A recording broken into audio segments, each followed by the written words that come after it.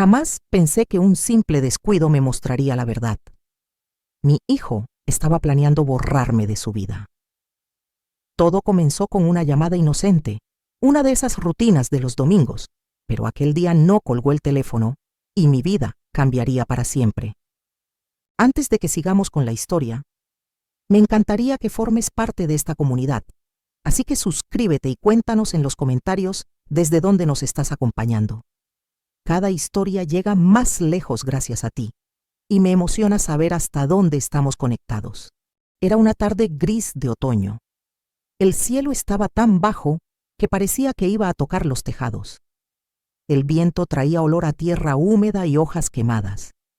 Yo estaba en la cocina, con la taza de café ya fría entre las manos, cuando marqué el número de Javier para confirmar, como cada semana, la comida del domingo.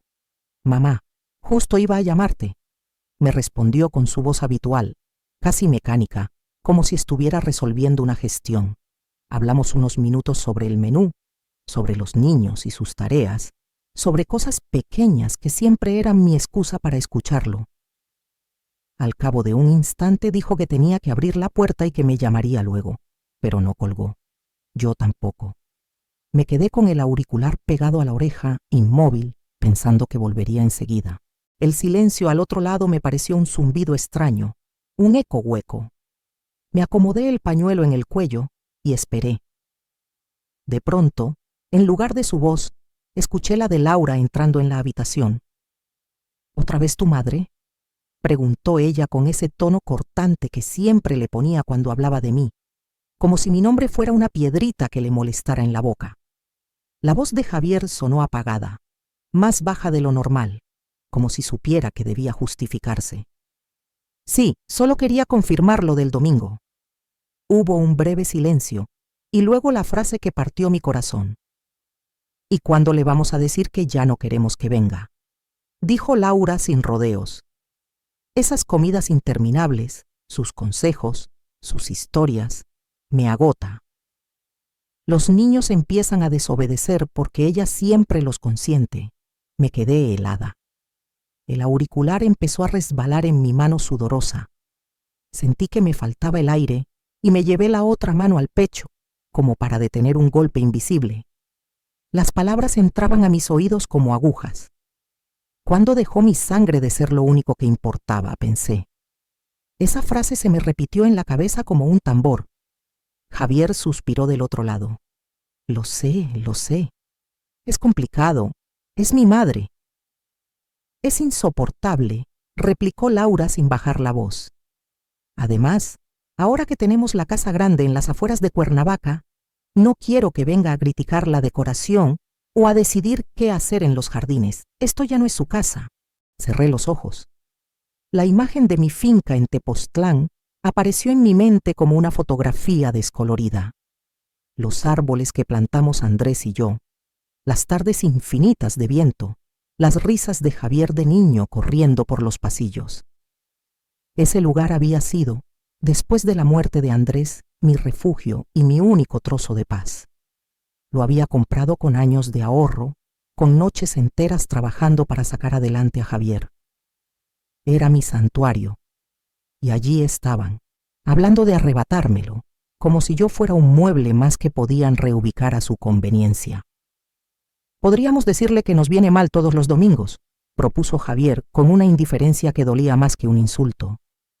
«Podemos verlos en ocasiones especiales, pero ya no las comidas semanales». La frialdad en su voz me atravesó. No era enojo, era administración. Estaba reorganizando mi lugar en su vida como quien reordena el calendario. «Por fin te pones sensato», contestó Laura satisfecha. Su tono era de triunfo. «¿Y la casa? Podríamos convencerla de que nos la deje, o al menos que nos la deje usar. Para los niños sería ideal». El silencio que siguió fue helado. Yo podía escuchar mis propios latidos en los oídos, como si estuviera bajo el agua. Al otro lado, sus voces seguían, despreocupadas, hablando de testamentos, de razones prácticas, de cómo podrían convencerme sin dramas porque yo siempre cede por los niños. Era como escuchar dos extraños planificando un robo. solo que el objeto del robo era mi vida entera. Escuché un beso cerca del micrófono y la frase suave de ella, casi un susurro de complicidad.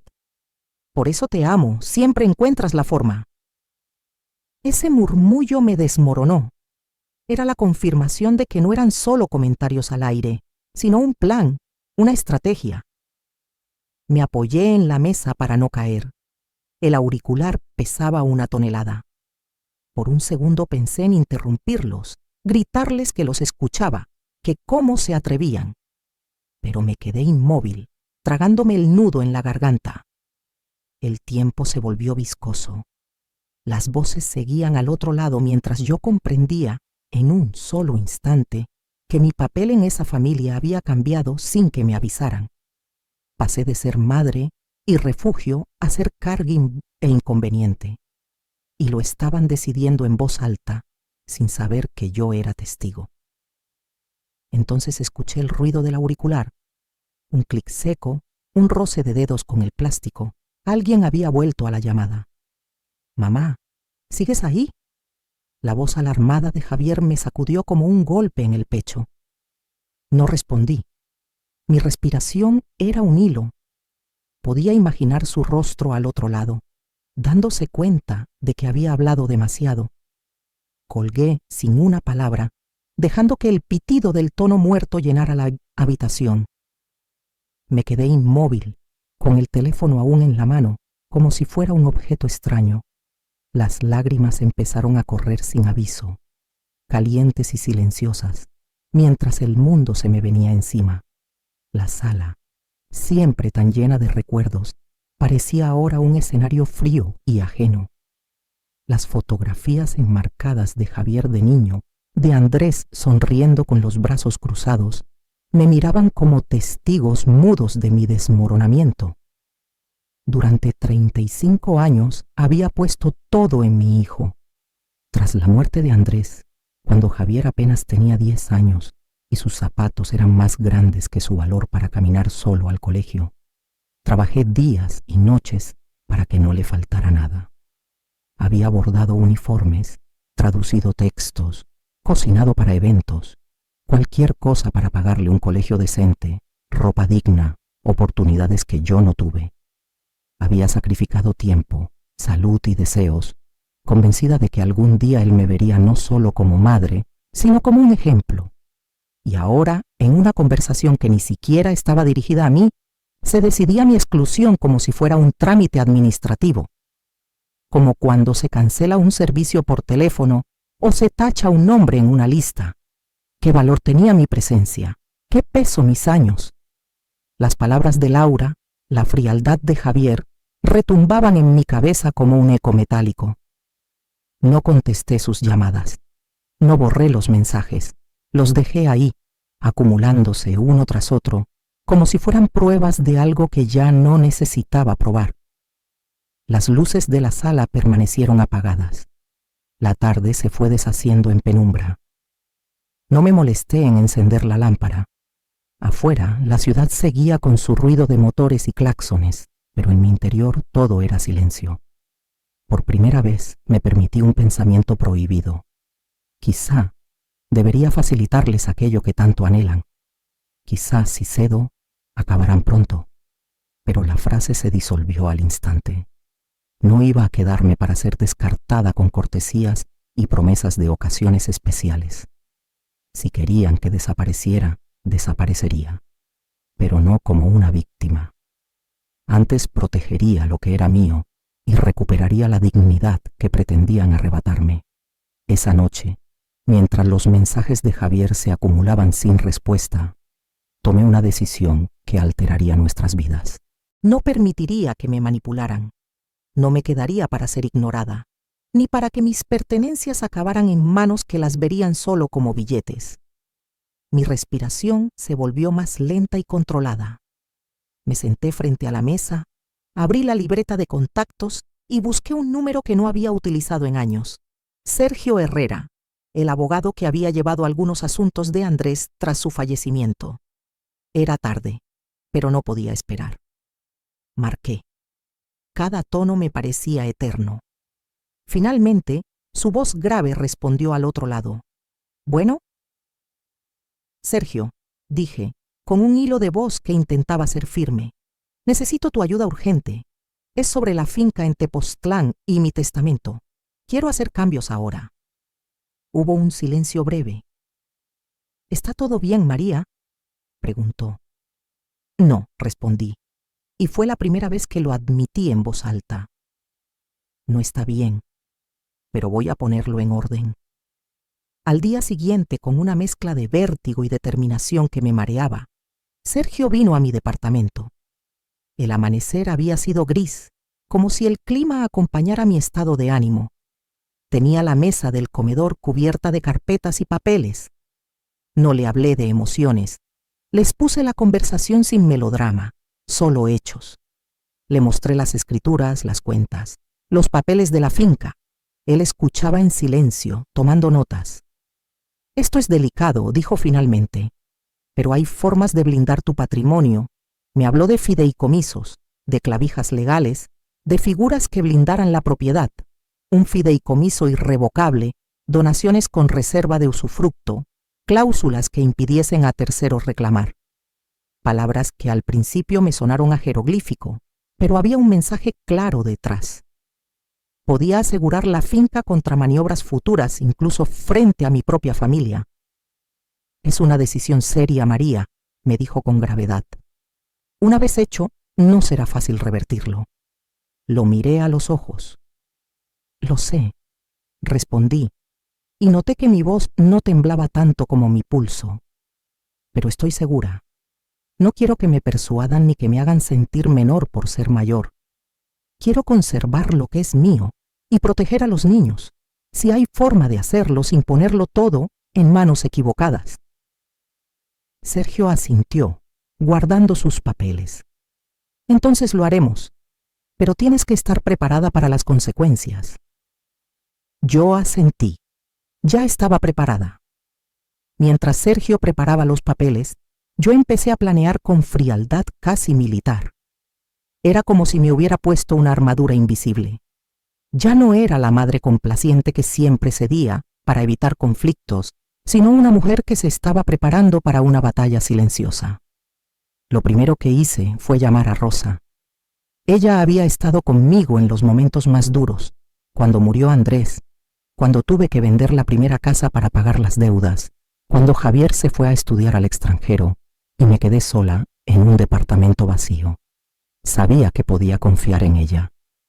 Rosa, necesito tu ayuda, pero también tu silencio absoluto, le dije sin rodeos. Ella guardó silencio unos segundos. Dime qué tengo que hacer, respondió al fin. Su lealtad me conmovió más de lo que esperaba. Le pedí que viniera a verme, que me ayudara a clasificar mis pertenencias, a preparar cajas y bolsas sin levantar sospechas. No podía hacerlo sola. Necesitaba a alguien que me recordara que no estaba loca, que mi decisión tenía sentido. Luego pensé en Javier. ¿Cuántas veces lo había visto confiado, sentado en mi mesa, comiendo mi comida, pidiéndome consejos que nunca escuchaba del todo? Era mi hijo, mi único hijo, y sin embargo ahora era parte de una trama para apartarme de su vida como si fuera un mueble viejo. Esa idea me dolía como una herida abierta, pero también me daba fuerza. Si él podía hacerme a un lado, yo debía aprender a vivir sin su aprobación. Esa misma semana, a escondidas, contacté a Arturo, el administrador de la finca. Su voz grave y serena me dio un extraño alivio. Arturo, necesito tu lealtad absoluta, le dije. A partir de ahora solo obedecerás mis instrucciones, sin importar quién te llame o qué te digan. Siempre he trabajado para usted, doña María, respondió sin titubeos. Y así seguirá siendo. Con cada llamada, con cada confirmación, sentía cómo algo en mí se endurecía. Una parte de mí, que había estado siempre dominada por la culpa y la complacencia, empezaba a transformarse en otra cosa: protección. Era como si hubiera pasado de ser la madre que entrega todo a convertirse en la guardiana de lo poco que le queda. El domingo llegó. Me levanté temprano y abrí el armario. Escogí mi mejor vestido, ese azul oscuro que Andrés siempre decía que hacía resaltar mis ojos. No lo hacía para ellos, lo hacía para mí, para entrar a esa casa con la dignidad intacta. Llevé regalos para los niños, como siempre, y una botella de vino para la mesa. En el taxi, mientras avanzábamos hacia las afueras de la ciudad, mis manos apretaban con fuerza la bolsa que llevaba en el regazo. La casa de Javier brillaba con esa pompa que tanto había criticado Laura por teléfono. Lámparas modernas, muros de cristal, jardines diseñados como de revista. Los niños corrieron hacia mí apenas crucé la puerta. Sus gritos y abrazos hicieron que todo se derrumbara por un instante. El olor de su cabello, el calor de sus brazos, sus risas desordenadas. En ese momento me sentí madre y abuela, y el vínculo con ellos se me anudó al pecho como una cuerda de salvación que no quería soltar. Pero la cena fue otra cosa, una coreografía ensayada de críticas disfrazadas, como puñaladas cubiertas de terciopelo. Cada comentario de Laura llevaba un filo oculto, quizá demasiado salado. Así no lo hacemos nosotros con los niños. En la ciudad las cosas se hacen de otra manera. Javier, por su parte, evitaba mi mirada. Cada vez que lo buscaba con los ojos, él se refugiaba en su plato, en el pan, en el vino. Hablaban de practicidad, de futuro, de lo mejor para los niños, como si yo no fuera su familia, como si mis opiniones no tuvieran lugar en esa mesa. Era como escuchar a extraños discutir sobre logística. Y entonces llegó el golpe final. Javier tomó aire, miró su plato y dijo con voz ensayada, la misma que había escuchado por teléfono días antes: «Mamá, hemos estado hablando, y quizás sería mejor si te limitas a venir en ocasiones especiales. La finca sería más aprovechable si la usáramos nosotros con los niños». El mundo se heló otra vez. Le dejé la cuchara en el plato y lo miré con calma. «¿Y yo no merezco disfrutarla?», pregunté con la voz más firme de lo que sentía. Su evasión fue instantánea, los ojos bajados, la voz que buscaba excusas. No hubo negación clara, solo una mezcla de justificaciones que sonaban demasiado ensayadas, que la casa les convenía más por su estilo de vida, que tenían deudas que yo no conocía, que los niños la aprovecharían mejor. Excusas que en realidad eran confesiones. En ese instante lo comprendí. Mi decisión no era un capricho, era una necesidad. La única forma de no convertirme en un recuerdo manipulable. Al despedirme, me acerqué a Javier. Lo abracé brevemente y le susurré con voz firme: «No quiero que hablemos de eso hoy. Necesito tiempo para pensar». Subí a un taxi sin mirar atrás.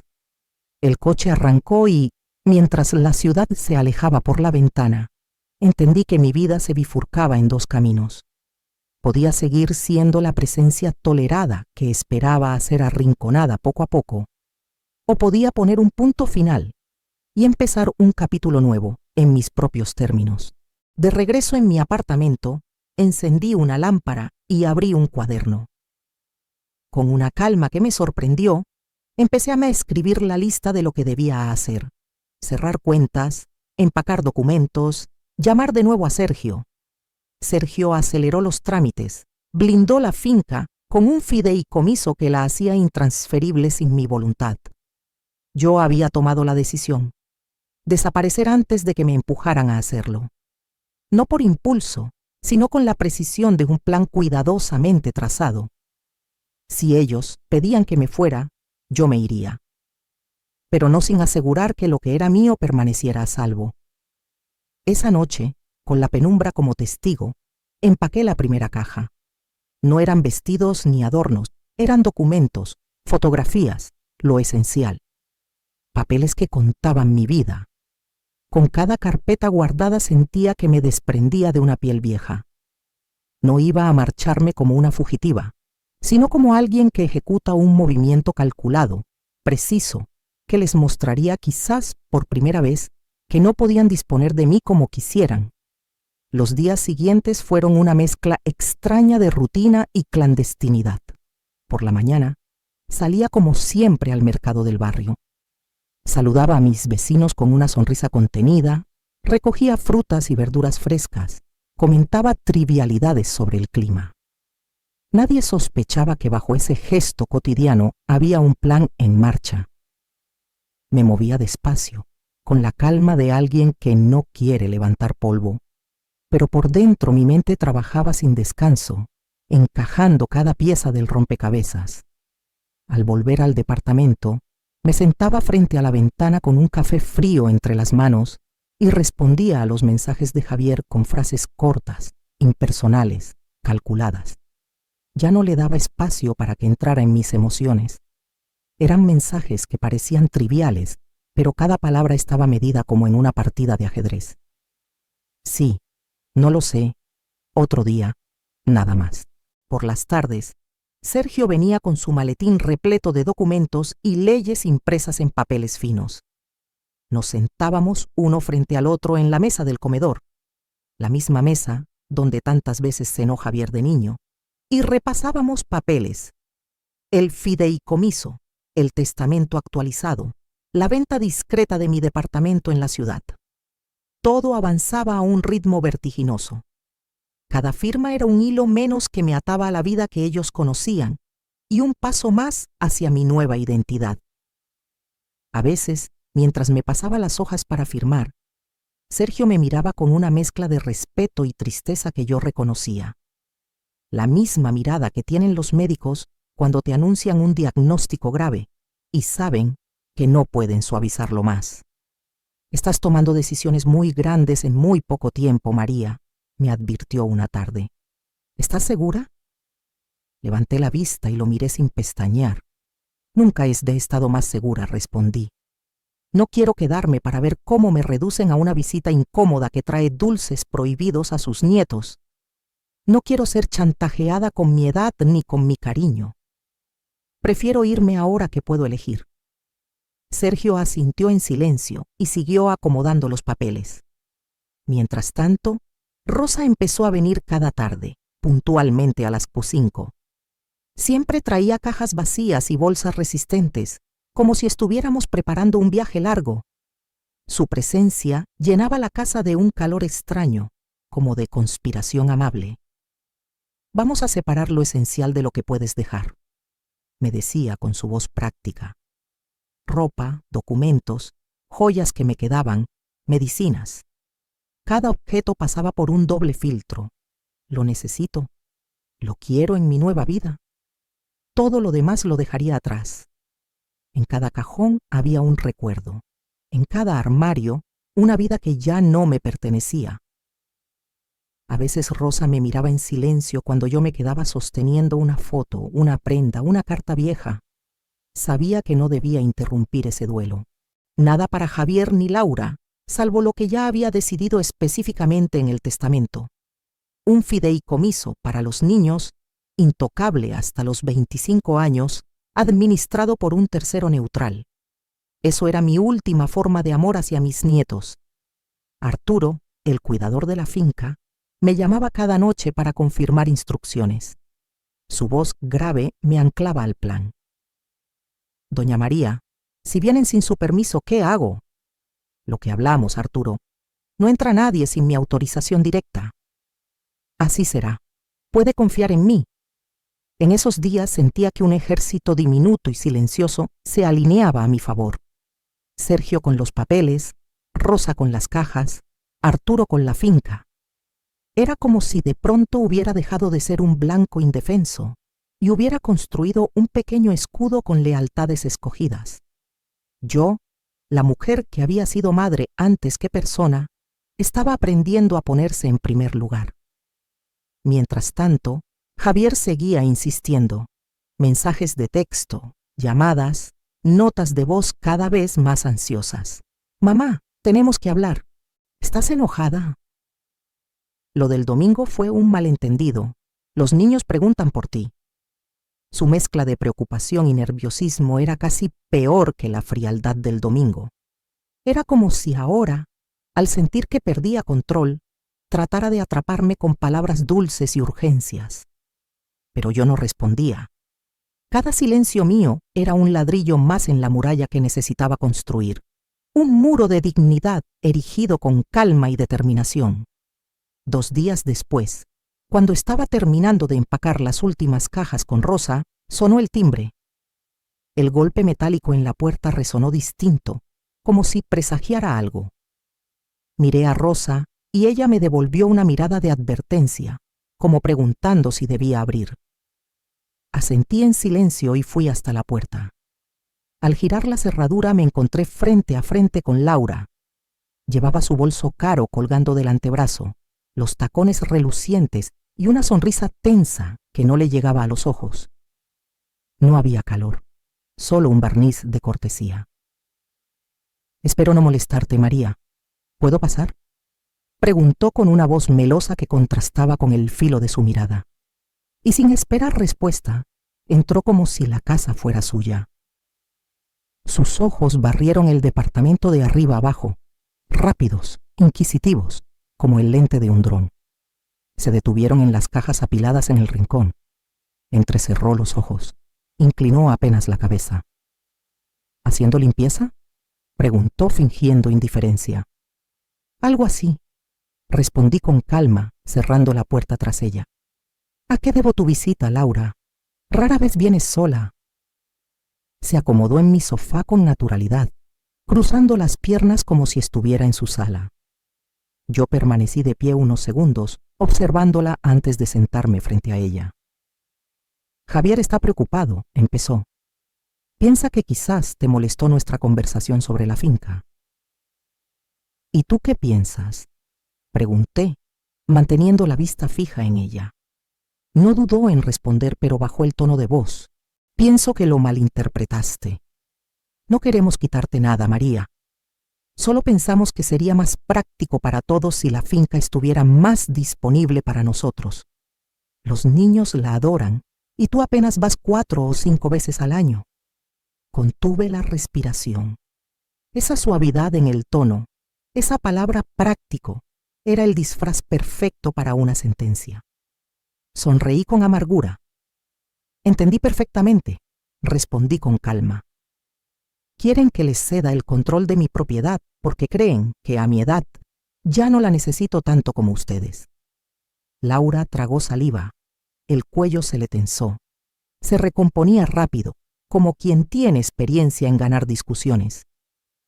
«No es solo eso», replicó. «Mantener esa finca es costoso y complicado. ¿No sería mejor que ese dinero se usara para tu comodidad? ¿O que se preservara para los niños en vez de...?» Dejó la frase flotando en el aire, como una trampa que yo debía completar. Me incliné hacia adelante. «¿En vez de qué, Laura? ¿En vez de que la venda a extraños? ¿O te preocupa que encuentre un compañero y decida dejarle algo a él?» Su mirada se endureció apenas un segundo, lo suficiente para delatarse. Ahí estaba el miedo verdadero, que mi vida, mis decisiones, escaparan a su control. «No es eso, María. Solo queremos lo mejor para ti y para la familia», respondió, recalcando esa última palabra como si fuera un comodín infalible. Yo repetí la palabra despacio, casi degustándola. «La familia. Cuando dices la familia, Laura, no me incluyes a mí». «Eso no es». «No me interrumpas, por favor», dije con una firmeza que la hizo enderezarse en el asiento. «He notado cómo me van excluyendo de decisiones, eventos, celebraciones. Cómo mis opiniones sobre mis propios nietos son descartadas. Cómo mis visitas son toleradas más que bienvenidas». Laura abrió la boca, pero la cerró de nuevo. Buscaba una réplica y no la encontraba. «Creo que exageras. Siempre has sido bienvenida». La corté con un suspiro seco. «Supongo que imagino cosas cuando escucho que soy insoportable y que mis visitas son demasiado...». El color se le fue del rostro. Por primera vez no encontró disfraz. «¿Qué estás diciendo?», preguntó casi en un susurro. «Que Javier olvidó colgar el teléfono», respondí despacio, cada palabra como una piedra cayendo al suelo. Escuché toda la conversación sobre cómo quieren deshacerse de mí, sobre cómo planean quitarme la finca, sobre cómo me consideran una carga. Laura se puso de pie de golpe, el bolso colgando de su brazo como un escudo. Se le notaba la respiración acelerada, pero intentaba recuperar la compostura. Necesito hablar con Javier. Esto es un malentendido. Por supuesto que lo es, dije con una sonrisa triste, levantándome también. Siempre lo es. Me acerqué un paso y añadí en voz baja, sin apartar los ojos de los suyos. Una cosa más, Laura. La próxima vez que quieras discutir mi casa, mis posesiones o mi lugar en la familia, ten la decencia de hacerlo a mi cara, no a mis espaldas.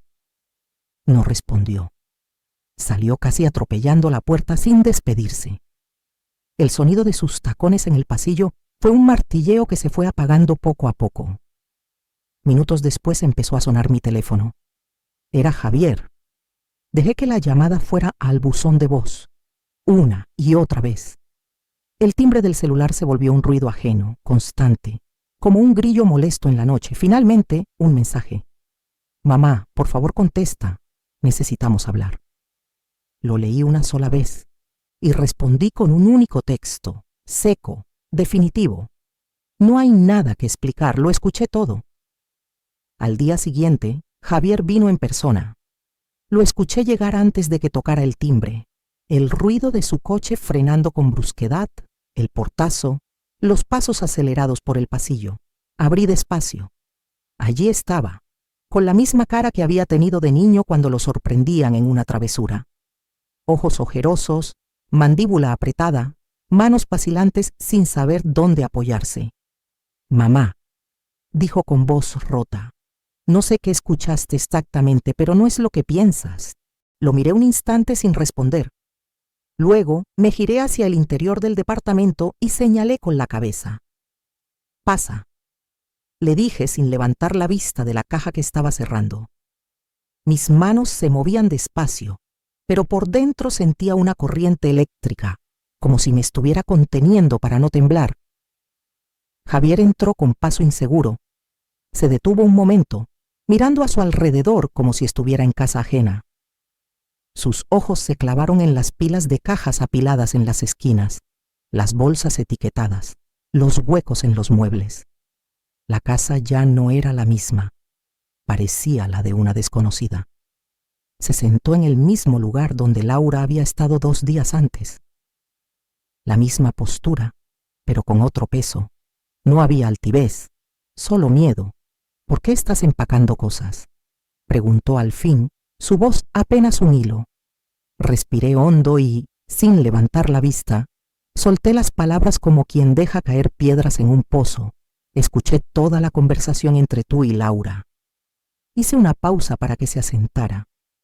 Escuché cómo planeaban decirme que ya no querían que fuera a sus comidas, cómo querían quitarme la finca de Tepoztlán. Mamá, no, empezó. Levanté la mano para callarlo. No he terminado.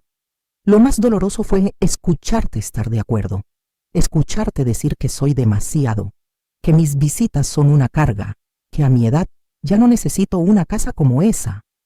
Javier bajó la mirada.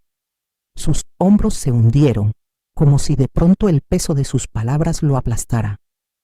Era solo una conversación, musitó. La gente dice cosas cuando está frustrada. ¿Y estabas frustrado porque qué?, pregunté con un tono que no reconocí como mío. ¿Porque tu madre quiere ver crecer a tus hijos? No es eso, dijo con voz débil. Las familias cambian. Tenemos nuestras propias vidas, nuestras propias formas de hacer las cosas. Y yo no encajo en ellas, completé por él. No lo negó. Esa fue la confirmación más dolorosa. Fue como si en ese silencio se cayera un telón y quedara a la vista la verdad que me había negado por años. Me enderecé, cerré la caja y la empujé a un lado. Lo miré por primera vez a los ojos. He tomado una decisión, dije, despacio, cada sílaba como un martillo. Voy a hacértelo más fácil. Parpadeó, confuso. ¿Qué quieres decir? Que si mi presencia es tan molesta, si mis opiniones son tan insoportables, si lo único que valoran de mí es lo que pueden obtener materialmente, entonces No tiene sentido que siga siendo parte de esta farsa. Mamá, nadie quiere que desaparezcas. Sonreí sin alegría. Eso es exactamente lo que escuché. Que me limite a ocasiones especiales. Que ya no quieren mis visitas semanales. Que quieren quitarme mi casa. Eso suena bastante a querer que desaparezca. Javier se pasó las manos por el pelo con un gesto nervioso, como cuando era adolescente y no sabía cómo salir de un castigo. ¿Qué quieres que te diga?, murmuró. Que a veces Laura encuentra tus visitas estresantes. Es verdad. Que a veces tus comentarios nos molestan. También es verdad. Pero no pongas palabras en mi boca. Esas palabras fueron el golpe final. Era como si me hubiera tendido la mano para luego retirarla. La distancia entre nosotros se volvió un abismo. Creo que deberías irte, Javier, dije con una calma que no sentía. Me sorprendió la firmeza de mi propia voz. Era como si hablara otra mujer en mi lugar. Mamá, no, intentó acercarse. Ya escuché suficiente, por favor, vete. Se lo dije sin gritar, sin lágrimas, con esa frialdad que aprendí en 2 días de silencio. Se dirigió hacia la puerta, pero antes de salir se giró, su mirada perdida en las cajas. ¿Qué vas a hacer?, preguntó con un hilo de voz. Lo miré directo, sin pestañear. Voy a hacer lo que ustedes querían, Javier. Voy a desaparecer. Él abrió la boca, pero no salió sonido. Finalmente giró el pomo y salió, cerrando la puerta con cuidado, como si el ruido pudiera romper algo que ya estaba roto. Me quedé sola en el departamento, con las cajas y el eco de mis palabras flotando en el aire. Por primera vez, la palabra desaparecer no me pareció una derrota, sino un comienzo. Las siguientes 48 horas fueron un torbellino. No recuerdo haber dormido más de 2 o 3 horas en total. El resto del tiempo mi cuerpo estaba en automático y mi mente funcionaba como un reloj de guerra. Cada minuto contaba. Sabía que después de mi enfrentamiento con Javier y Laura, vendrían las llamadas, la insistencia y quizás algo peor, presiones legales, maniobras para declararme incapaz o convencerme de que cediera. Si iba a desaparecer, debía hacerlo antes de que ellos movieran ficha. El aire en mi departamento estaba denso, como si las paredes absorbieran la ansiedad. Sergio vino con los documentos listos. Entró sin ceremonias, con su maletín lleno de carpetas y ese olor a papel recién impreso que tanto me recordaba a las oficinas donde pasé años rogando trámites. Nos sentamos en la mesa, rodeados de cajas abiertas. Yo tenía la sensación de estar firmando mi propia acta de liberación. Firmé la venta de mi departamento en la ciudad. El comprador, un ingeniero extranjero recién trasladado a México, había ofrecido pago inmediato en efectivo y sin complicaciones. Era perfecto, no haría preguntas, no pondría condiciones. Sergio, con su precisión habitual, había abierto para mí una nueva cuenta en otra institución bancaria.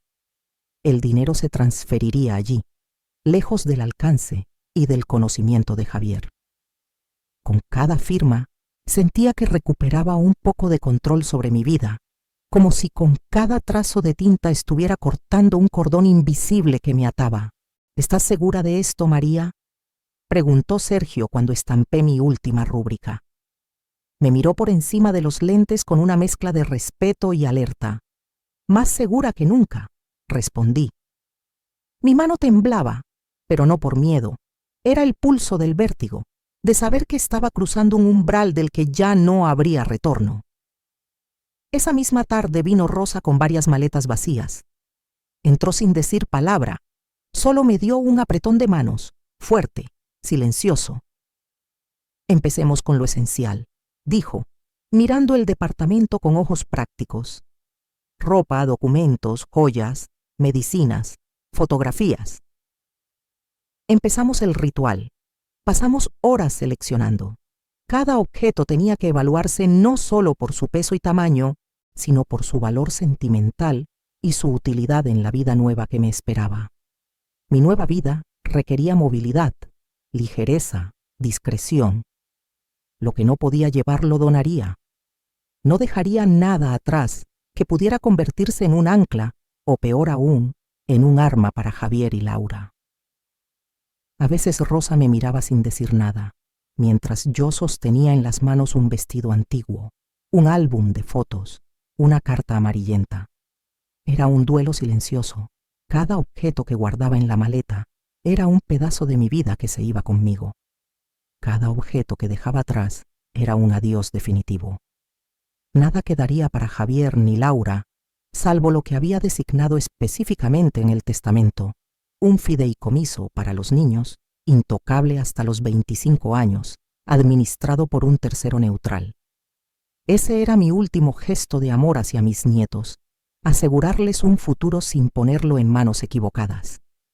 Mientras tanto, Javier no se detenía, seguía llamando. Sus mensajes se volvían una mezcla inquietante de disculpa y amenaza. Mamá, estoy preocupado por ti. No era nuestra intención lastimarte. No puedes simplemente desaparecer. Los niños preguntan por ti. ¿Qué les digo? Ese último mensaje casi me hizo flaquear. Me apretó el pecho como un puño. Por un instante me vi contestando, explicándole todo, disculpándome yo. Pero recordé cómo ya me habían ido apartando de mis nietos, utilizándolos como piezas de negociación para conseguir lo que querían. No daría marcha atrás. Mi silencio era mi escudo. Al tercer día, cuando casi todo estaba empacado y la casa parecía un esqueleto de lo que había sido, sonó mi teléfono con un número desconocido. Contesté con cautela. ¿Señora María Ávila?, preguntó una voz femenina, amable pero nerviosa.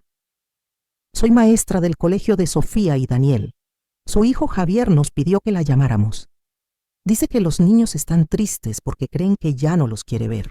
Esa noche, cuando el cansancio ya me pesaba en los huesos y la luz del pasillo apenas iluminaba las cajas apiladas, sonó mi teléfono. Era Arturo, el cuidador de la finca. Contesté al primer tono, con ese presentimiento frío que se instala antes de malas noticias. Doña María, su voz sonaba tensa, tal como me advirtió. Su hijo y su nuera llegaron hoy a la finca. Dijeron que usted les había dado permiso para quedarse el fin de semana. Cerré los ojos. Pude imaginar la escena con una nitidez dolorosa. Laura bajando del coche con su bolso caro, su tono imperativo. Javier intentando mediar, justificarse, mientras Arturo mantenía su postura. Gracias por avisarme, Arturo. ¿Seguiste mis instrucciones? Sí, señora. Les dije que no tenía autorización para dejarlos entrar sin su confirmación. Se pusieron bastante insistentes, sobre todo la señora Laura. En mi cabeza la escena cobraba vida. Laura golpeando la puerta con los nudillos, su voz alzándose, Javier mirando el reloj, frustrados ante la puerta cerrada. Lo vi todo sin estar ahí. Perfecto, Arturo. Manténgame informada si regresan o intentan algo más. Por supuesto, señora. ¿Y puedo preguntar? Hubo una pausa breve, un carraspeo. ¿Está segura de todo esto? Completamente segura, Arturo. Respondí con calma, aunque sentía un temblor en las manos. Gracias por tu lealtad. Colgué despacio. La pantalla negra del celular me devolvía mi propio reflejo. Ojeras, cabello desordenado, ojos más duros que hace unas semanas. La decisión ya estaba tomada. A la mañana siguiente recibí la llamada que esperaba. Era Javier. Ni siquiera se tomó la molestia de saludar. Su voz entró por el auricular como un disparo. «¿Le dijiste a Arturo que no nos dejara entrar a la finca?», exigió. «Buenos días a ti también, hijo», respondí con calma, mientras tomaba un sorbo de café frío. «Esto es ridículo. Fuimos hasta Tepoztlán, y tu empleado nos trató como intrusos». «Son intrusos, Javier. No tenían mi permiso. Siempre hemos usado esa finca. Es la casa familiar». «No, Javier», dije despacio, como si cada palabra fuera un golpe de martillo. «Es mi casa, comprada con mi dinero, mantenida con mi dinero. Y dado que descubrí que planean quitármela, he tomado precauciones para protegerla». Hubo silencio al otro lado de la línea. Un silencio denso como un vacío. ¿De qué hablas?, preguntó finalmente con voz más cautelosa. La finca ahora está en un fideicomiso irrevocable. Está legalmente protegida. ¿Cuándo hiciste eso? Eso no es de tu incumbencia. Lo importante es que seguirá siendo mía mientras viva. Javier bajó su voz, adoptando ese tono frío que conocía bien, su voz de ejecutivo cuando quiere controlar una situación. Mamá, creo que necesitas ayuda. Has estado actuando de forma irracional, tomando decisiones financieras precipitadas, desconfiando de tu propia familia. Esto no es normal.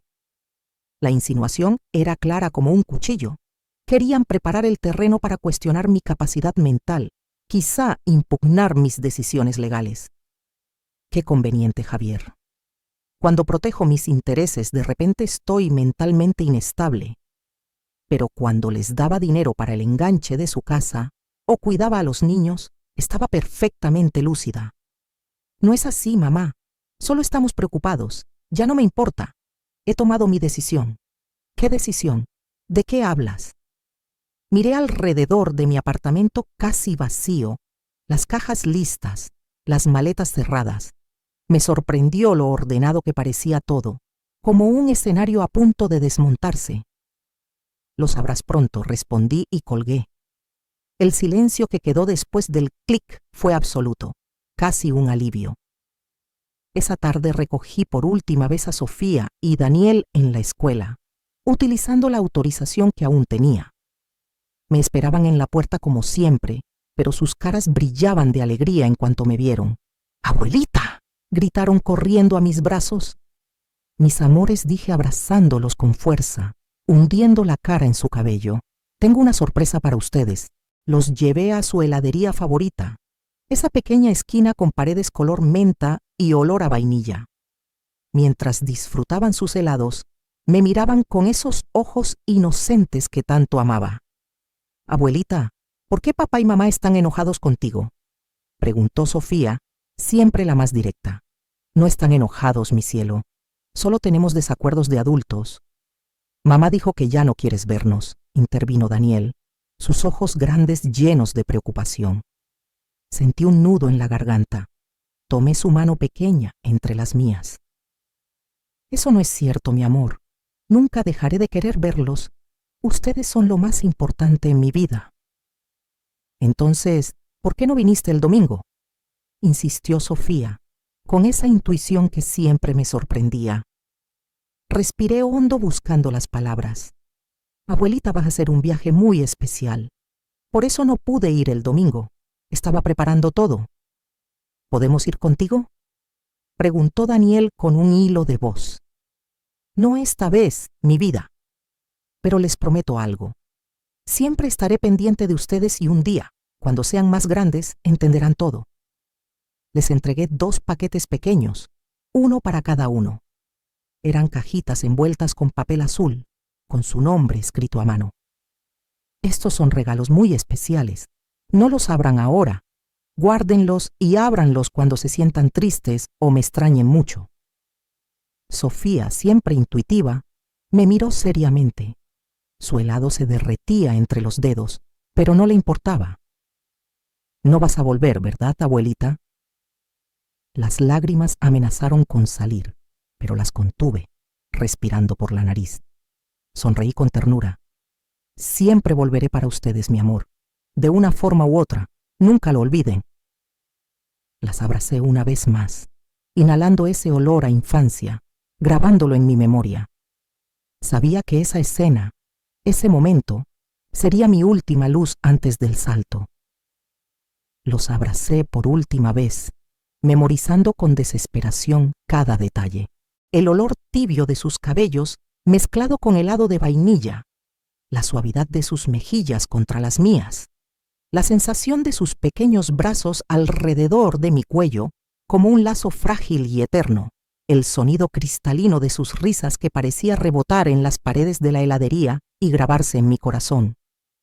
Era un instante suspendido en el tiempo. Sabía que tenía que convertirlo en recuerdo antes de que se desvaneciera. Luego los llevé de regreso a la escuela.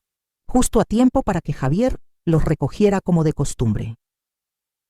El sol de la tarde caía oblicuo sobre el patio, y ellos corrían felices hacia la entrada sin imaginar nada. Aparqué a cierta distancia y esperé a que desaparecieran tras la reja. Mientras me alejaba, vi por el espejo retrovisor a mi hijo llegando. Su coche se detuvo bruscamente. Él bajó sin cerrar la puerta, escudriñando con la vista el entorno. Nuestras miradas se cruzaron por un instante, un chispazo helado. En sus ojos primero hubo sorpresa, luego confusión, y en un segundo se transformó en alarma. Pude ver cómo su cuerpo se tensaba, como si estuviera a punto de correr hacia mí. Sin pensarlo, pisé el acelerador y me alejé antes de que pudiera alcanzarme.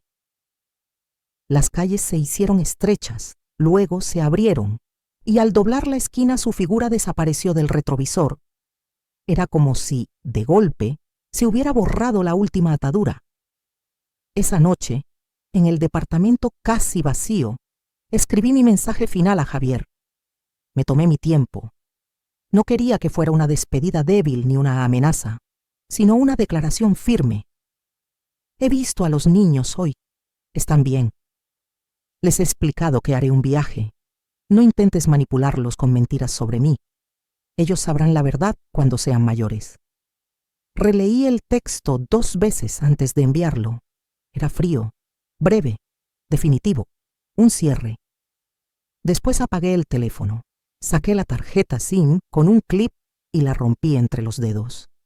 El chasquido del plástico fue un sonido sorprendentemente liberador, como el final de un hechizo. A primera hora de la mañana siguiente, Rosa llegó con su auto, un sedán gris que parecía anónimo, perfecto para desaparecer. Sus manos firmes en el volante contrastaban con su mirada cómplice. Cargamos las últimas maletas en silencio. No hacían falta palabras. En la puerta de mi apartamento dejé el último sobre para el nuevo propietario. Las llaves, algunas instrucciones básicas, una nota breve escrita a mano. Cerré la puerta con cuidado, escuchando cómo el pestillo hacía clic por última vez. Ese sonido, tan cotidiano, me supo a despedida. ¿Lista?, preguntó Rosa cuando subí al coche. Miré una última vez el edificio, las ventanas donde tantas noches esperé llamadas, donde cociné, lloré, planifiqué. Un lugar lleno de ecos que ya no me pertenecían. Lista, respondí sin mirar atrás. Mientras nos alejábamos, sentí una mezcla de dolor y liberación. Era como si mi pecho estuviera abierto, al mismo tiempo sangrando y respirando aire nuevo. Dejaba atrás 35 años de recuerdos, pero también 35 años de sacrificio unilateral. Era hora de empezar de nuevo, de existir más allá del rol de madre abnegada, de recuperar mi nombre propio. En el asiento trasero, entre las maletas llevaba solo lo esencial. Documentos, ropa, fotografías escogidas, 2 o 3 objetos que me anclaban a una identidad futura. Afuera, la ciudad pasaba borrosa por la ventanilla. Adentro, el silencio era casi solemne, como un pacto. En mis propios términos, María Ávila estaba oficialmente desaparecida. No como víctima, sino como autora de su destino.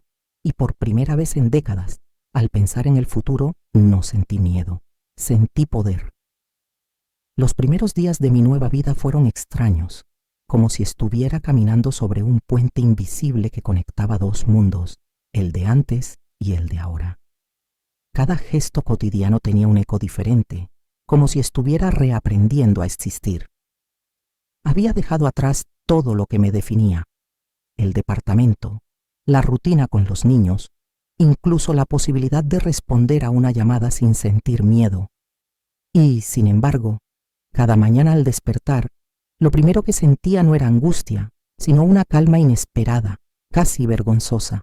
Me instalé en una pequeña casa en San Cristóbal de las Casas que Rosa me ayudó a encontrar.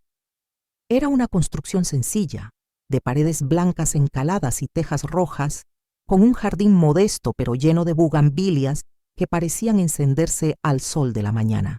Las ventanas daban a un callejón empedrado, donde pasaban niños rumbo a la escuela y vendedores con canastas de pan caliente. Nadie me conocía allí. Nadie me debía explicaciones ni esperaba nada de mí. Por primera vez en décadas, era una mujer anónima, sin etiquetas, libre de los roles que me habían definido: esposa, madre, abuela, proveedora, sacrificio. Los días se sucedieron tranquilos, como cuentas en un rosario nuevo. Caminaba por las calles empedradas, escuchando el murmullo de las iglesias y las campanas al mediodía.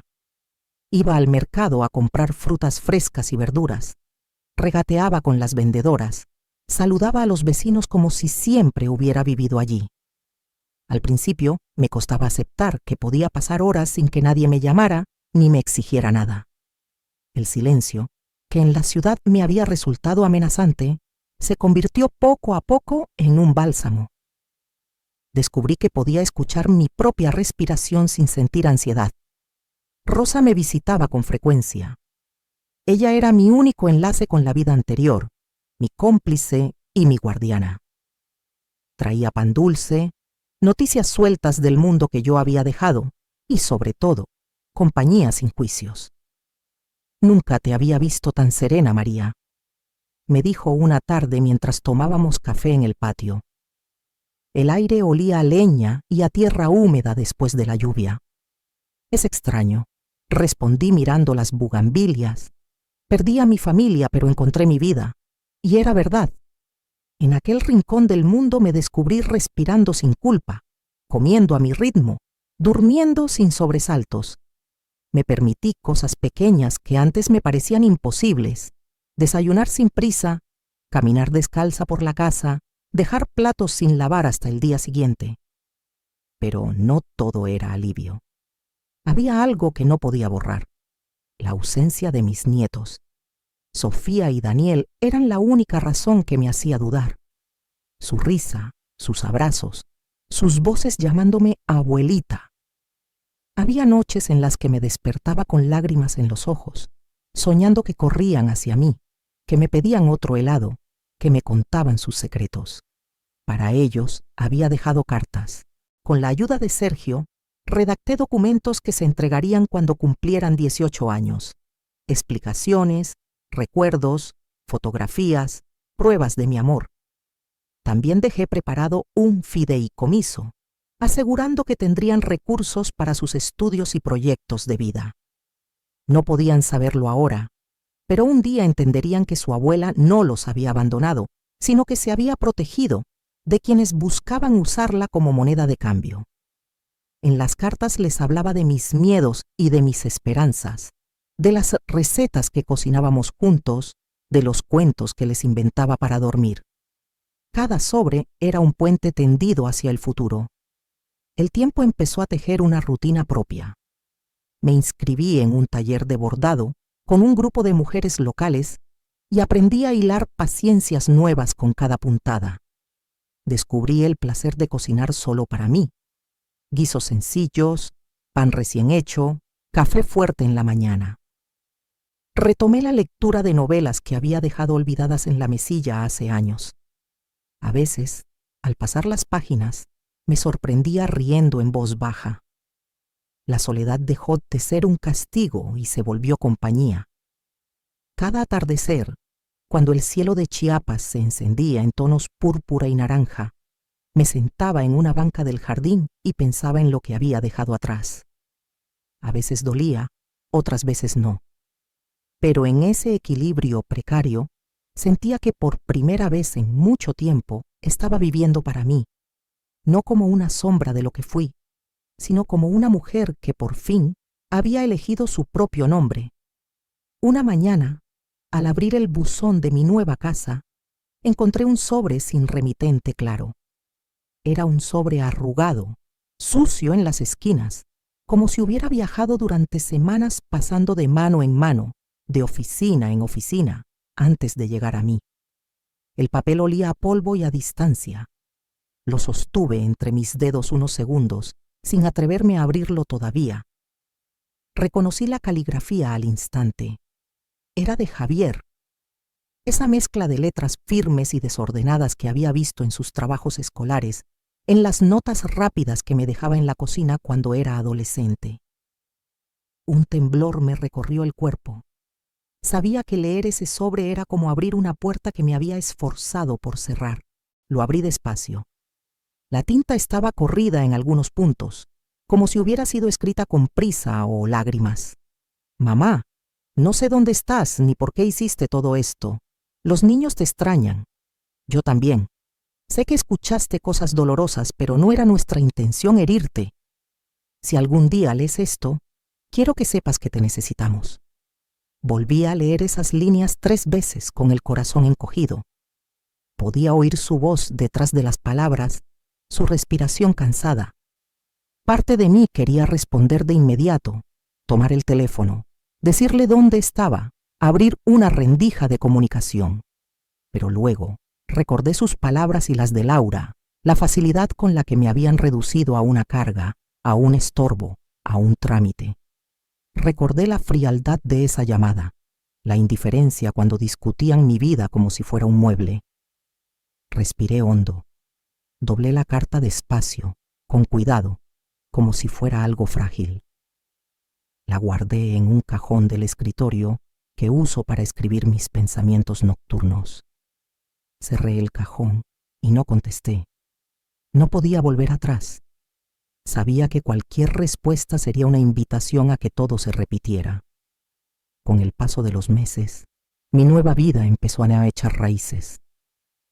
La casa de paredes blancas y tejas rojas ya no me parecía un escondite improvisado, sino un hogar. Planté más bugambilias en el jardín y cada vez que florecían me parecían un símbolo de mi renacimiento.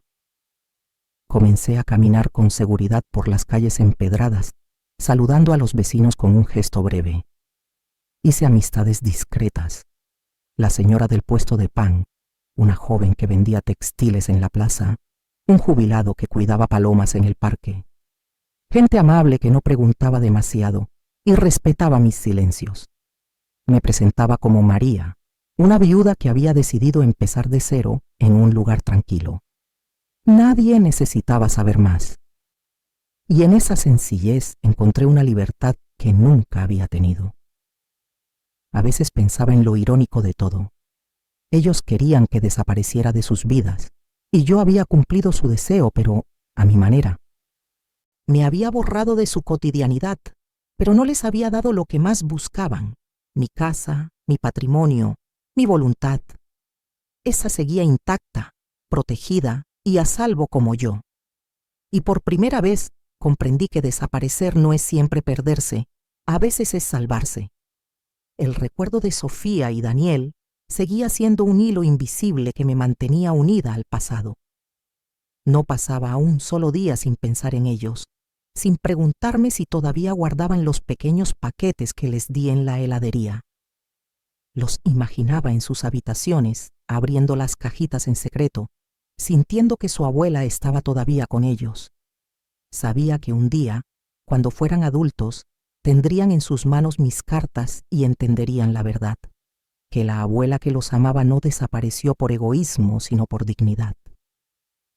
A veces, en las noches frías de San Cristóbal, me sentaba junto a la ventana con una taza de té y miraba las montañas. Allí, entre las sombras y las bugambilias, sentía que mi nombre, mi historia y mi presencia se habían convertido en un secreto bien guardado. Nadie sabía dónde estaba, y sin embargo, por primera vez en mucho tiempo, me sentía verdaderamente viva. Era como si hubiera cruzado un puente invisible y al otro lado me esperara una versión de mí misma que había estado dormida durante décadas. En ese silencio, con la carta de Javier guardada en el cajón y las flores abriéndose en el jardín, entendí que, aunque mi familia nunca volviera a verme del mismo modo, yo por fin me estaba viendo de verdad. Si esta historia te dejó pensando, espera a ver la siguiente. Haz clic ahora en el video que está apareciendo en pantalla.